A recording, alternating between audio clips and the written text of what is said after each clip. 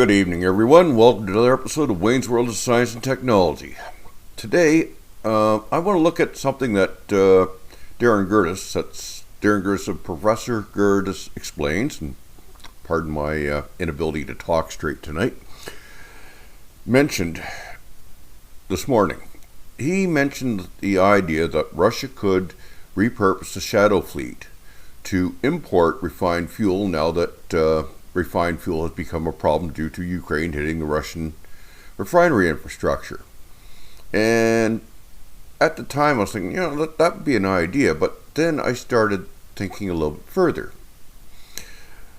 And the big problem with that plan is geography and infrastructure. First, geography. Russia only has so many ports. And excuse me for looking off the side, I'm looking at my other screen. On the Baltic Sea, they've got Primorsk, which is oil, Ust-Luga, which is oil, Ust-Luga, which is an LNG port in the same town, basically, and Vysotsk. I'm probably mispronouncing that. That's LNG. Now, that's all in this little area right here. Okay.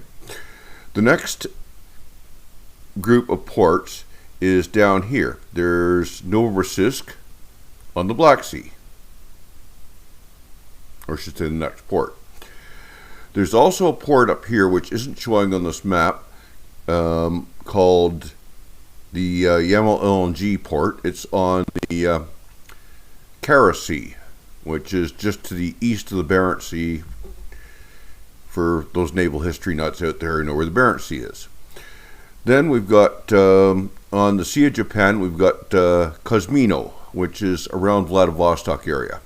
Now, note that there's also a spot marked here. That's an LNG port, but there's no connection from it to the mainland. It's an island, so they can't get stuff from there. So there's your first issue. You've got all of Russia, but you only have a limited number of places to bring things in or to ship things out. Now, the next issue that hits is the fact that what Russia has done historically is they haven't shipped all the fuel to the ports and then shipped it back into the main part of the country, refined. They've been refining it locally. So every local refinery that goes down hits a specific area, and that specific area is now short on fuel. So because of this, the infrastructure isn't set to move product back from the ports into the central part of Russia. A lot of Russian military infrastructure is actually east of the Aral Mountains, which are, or would be about here on the map, and it's nowhere near the coast, nowhere near you could bring fuel in. Getting the fuel to it would be an absolute horror story. As they don't have the infrastructure. As I said, basically you can't run the pipelines backwards, not easily. You could probably jerry-rig it, but I don't know. You'd have to actually talk to an expert on pipelines. The thing is, though, that you'd have to actually manage to fill the pipeline with diesel all the way from, say, Primorsk to Moscow. You imagine doing that? That'd take a lot of diesel fuel, wouldn't it? Now, the next issue is the fighting front. The fighting front they could possibly supply from Novorossiysk, but Novorossiysk is within range of Ukrainian kamikaze drone boats. Never mind drone boats armed with machine guns, probably cannon. No, I haven't heard any cannon mounting ones yet, but they've been mounted with air-to-air missiles. They've been mounted with ground attack missiles.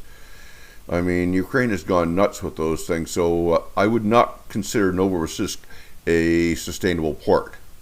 And of course, bringing anything in on the east coast, you'd have to transport it all the way, and that would be an absolute freaking nightmare.